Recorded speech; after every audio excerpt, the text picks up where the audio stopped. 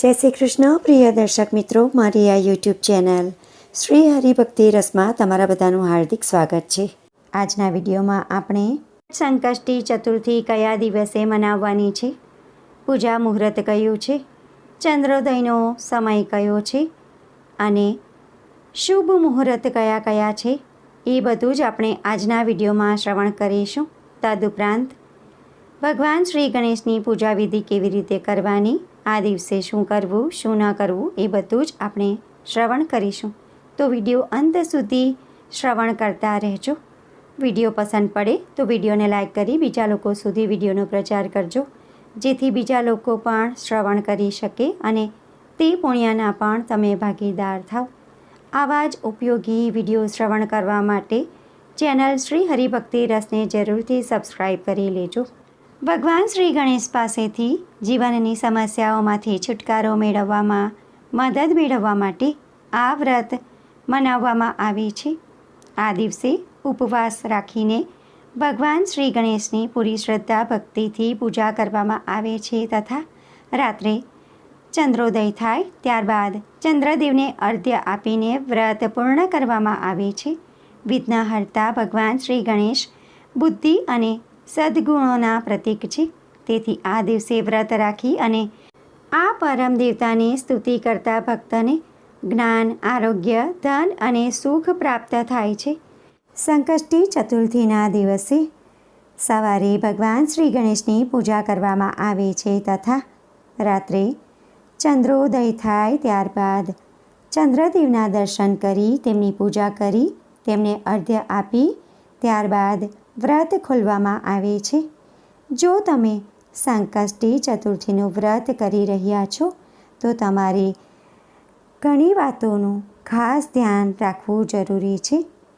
વ્રતનું સંપૂર્ણ ફળ ત્યારે જ મળે છે જ્યારે તમે વિધિપૂર્વક પૂજા કરો છો અને સૌથી મહત્ત્વપૂર્ણ વાત એ છે કે ચંદ્ર દર્શન અને ચંદ્રદેવને અર્ઘ્ય આપી ત્યારબાદ જ વ્રત ખોલો તો જ વ્રત પૂર્ણ ગણાય છે. જો ચંદ્રદેવના દર્શન કરી તેમની પૂજા કરી અને ચંદ્રદેવને અર્ઘ્ય આપવાનું રહી જાય છે તો ઉપવાસ અને વ્રત અધૂરું માનવામાં આવે છે. તેથી વ્રતના દિવસે સંયમ, શુદ્ધતા અને નિયમોનું પાલન ખાસ કરવું જોઈએ, જેનાથી ભગવાન શ્રી ગણેશની કૃપા તમારા પર બની રહે છે અને જીવનમાં શાંતિ અને સમૃદ્ધિ બની રહે છે. ફાલ્ગુન માસમાં આવતી સંકષ્ટી ચતુર્થીને બાલચંદ્ર સંકષ્ટી ચતુર્થી તરીકે ઓળખવામાં આવે છે. હવે આપણે જાણીશું કે ફાલ્ગુન માસની સંકષ્ટી ચતુર્થી કયા દિવસે ઉજવવામાં આવશે.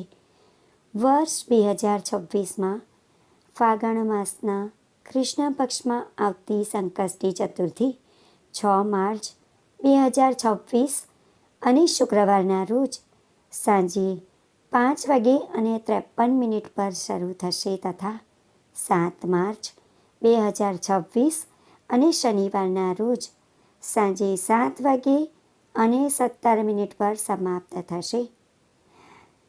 ચંદ્રદેવની પૂજા કરવાની હોવાથી સંકષ્ટી ચતુર્થી 6 માર્ચ 2026 અને શુક્રવારના રોજ ઉજવવામાં આવશે. આ દિવસે ચંદ્રોદયનો સમય રાત્રે 9:26 પર થશે. આ સમય બાદ તમારે ચંદ્રદેવને અર્ઘ્ય આપી ચંદ્ર દર્શન કરી તેમની પૂજા કરવી. ત્યારબાદ તમારે વ્રત ખોલવું અને ભોજન ગ્રહણ કરવું. પરંતુ આ દિવસે અનાજ ગ્રહણ કરવું જોઈએ નહીં. ફક્ત સિંધવ મીઠાવાળું ભોજન જ ગ્રહણ કરવું જોઈએ તથા ભોજન સાત્વિક હોવું જોઈએ. તામસિક ભોજન જેમ કે ડુંગળી, લસણ, માંસ, મદિરા વગેરેનું સેવન કરવું જોઈએ નહીં. વ્રતના દિવસે ચંદ્રમાની પૂજા કરી તેમના દર્શન ખાસ કરવા જોઈએ, કેમ કે તે વિઘ્નોથી મુક્તિ માટે મહત્ત્વપૂર્ણ માનવામાં આવે છે અને આ રીતે વ્રત પૂર્ણ અને સફળ થાય છે. આ વ્રતના પ્રતિપાદનથી જીવનમાં સુખ, સમૃદ્ધિ અને શાંતિની પ્રાપ્તિ થાય છે. સંકષ્ટી ચતુર્થી એ ખાસ કરીને ભગવાન શ્રી ગણેશના પૂજાના દિવસ તરીકે જાણીતું છે, જે વિઘ્નો અને મુશ્કેલીઓથી બચાવવા માટે મહત્ત્વપૂર્ણ માનવામાં આવે છે. હવે આપણે સંકષ્ટી ચતુર્થીના દિવસે ભગવાન શ્રી ગણેશની પૂજા કેવી રીતે કરવી તેના વિશે શ્રવણ કરીશું. જે ભક્તો સંકષ્ટી ચતુર્થીનું વ્રત રાખે છે તેમણે સવારે બ્રહ્મ મુહૂર્તમાં ઉઠી જવું અને સ્નાનાદિ કાર્ય પતાવી સ્વચ્છ કપડાં પહેરવા. શક્ય હોય તો તમારા સ્નાન કરવાના પાણીમાં ગંગાજળ ભેરવીને અવશ્ય સ્નાન કરવું જોઈએ. ત્યારબાદ સૂર્યદેવને અર્ઘ્ય આપવું અને તમારા આખા ઘર તથા પૂજા ઘરને સ્વચ્છ કરવું તથા ગંગાજળથી પવિત્ર કરવું. તમારા આંગણાને પણ સાફ સફાઈ કરી રંગોળી પૂરવી. ત્યારબાદ તમારા પૂજા ઘરમાં એક બાજટ પર લાલ રંગનું કપડું પાથરવું. તેના પર ભગવાન શ્રી ગણેશની મૂર્તિ અથવા તો ફોટાની સ્થાપના કરવી. ત્યારબાદ સૌપ્રથમ તેમને ગંગાજળથી અભિષેક કરવું. ત્યારબાદ તેમને પંચામૃતથી સ્નાન કરાવવી.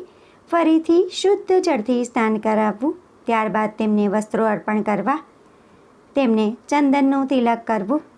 અક્ષત, અબીર, ગુલાલ અને ફૂલો અર્પણ કરવા. ભગવાન શ્રી ગણેશને જાસૂદનું ફૂલ અતિ પ્રિય છે, તેથી તેમને લાલ રંગનું જાસૂદનું ફૂલ અર્પણ કરવું. તેમને દુર્વા અર્પણ કરવી અને તેમની પૂજા કરતી વખતે તેમના મંત્રોનો જપ કરવો. ભગવાન શ્રી ગણેશનો મંત્ર છે ઓમ ગમ ગણપતયે નમઃ. આ મંત્રનો તમે જપ કરી શકો છો અથવા તો આ સિવાય તમે બીજા બધા મંત્રોનો પણ જપ કરી શકો છો. ત્યારબાદ ધૂપ કરી દીપ પ્રગટાવવું.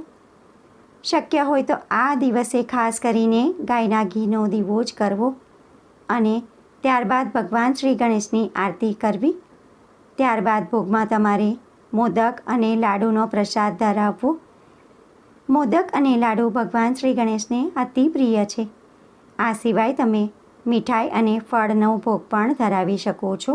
ત્યારબાદ તમારે થાળ ગાવો અને આ દિવસ નિમિત્તે જે કથા છે તે તમારે ખાસ શ્રવણ કરવી. વ્રત કરીએ અને કથા શ્રવણ ન કરીએ તો પૂર્ણ ફળ મળતું નથી, તેથી કથા ખાસ શ્રવણ કરવી જોઈએ. ત્યારબાદ પ્રસાદ ગ્રહણ કરી પ્રસાદને અડોશ પડોશમાં વહેંચી દેવું. આખો દિવસ ભગવાન શ્રી ગણેશનું નામ જપ કરવું. ભગવાન શ્રી ગણેશના 108 નામનો જપ કરવો. ભગવાન શ્રી ગણેશનો સંકટનાશન સ્તોત્રનો પણ તમે પાઠ કરી શકો છો. ચેનલ શ્રી હરિભક્તિ રસ પર ભગવાન શ્રી ગણેશનો સ્તોત્રનો પાઠ આપ્યો છે. જો તમે શ્રવણ ન કર્યો હોય તો વિડીયોના અંતમાં હું આપી દઈશ. એના પર ક્લિક કરી તમે ભગવાન શ્રી ગણેશનો સંકટનાશન સ્તોત્રનો પાઠ કરી શકો છો. પૂજા પતે ત્યારબાદ તમારા નજીકમાં ભગવાન શ્રી ગણેશના મંદિરે જઈને દર્શન કરવાના અને પૂજા કરવી. અને આ દિવસે તમારી યથાશક્તિ પ્રમાણે ગરીબોને અન્નદાન, વસ્ત્રદાન અને ધનનું દાન કરવું તથા ગાયને ઘાસચારો ખવડાવવો, ગોળ અને રોટલી પણ ખવડાવવી. આ દિવસે કોઈની નિંદા કરવી નહીં. કોઈના વિશે ખરાબ અપશબ્દો ન બોલવા, ક્રોધ ન કરવો અને શક્ય હોય એટલું મનને શાંત રાખવું અને ભગવાનનું ભજન કરવું. આ દિવસે સાત્વિક ભોજન ગ્રહણ કરવું. આ દિવસે તામસિક ભોજન જેમ કે ડુંગળી, લસણ, માંસ, મદિરા વગેરેનું સેવન ન કરવું જોઈએ. આનાથી ભગવાન ક્રોધિત થઈ જાય છે. ચંદ્રોદય થાય ત્યારબાદ ચંદ્રદેવને અર્ઘ્ય આપી ચંદ્રદેવની પૂરી શ્રદ્ધા ભક્તિથી પૂજા કરવી. ત્યારબાદ ભોજન ગ્રહણ કરવું અને વ્રત પૂર્ણ કરવું. આ રીતે પૂરી શ્રદ્ધા ભક્તિથી જો તમે ભગવાન શ્રી ગણેશની પૂજા કરી અને ચંદ્રદેવની પણ પૂજા કરો છો તો ભગવાન શ્રી ગણેશની સાથે ચંદ્રદેવની પણ અપાર કૃપા આપણા પર રહે છે. તો ભક્તો, આજના વિડીયોમાં આપણે સંકષ્ટી ચતુર્થીનું વ્રત કયા દિવસે મનાવવાનું છે તથા આ દિવસે શું કરવું શું ન કરવું એ બધું જ આપણે જાણ્યું. વિડીયો તમને ઉપયોગી લાગ્યો હોય તો વિડીયોને લાઇક કરી બીજા લોકો સુધી વિડીયોનો પ્રચાર કરજો. કોમેન્ટમાં જય શ્રી ગણેશ જરૂરથી લખજો. ફરી મળીશું એક નવા વિડીયો સાથે. ત્યાં સુધી બધા ભક્તોને મારા જય શ્રી કૃષ્ણ. વિડીયો જોવા માટે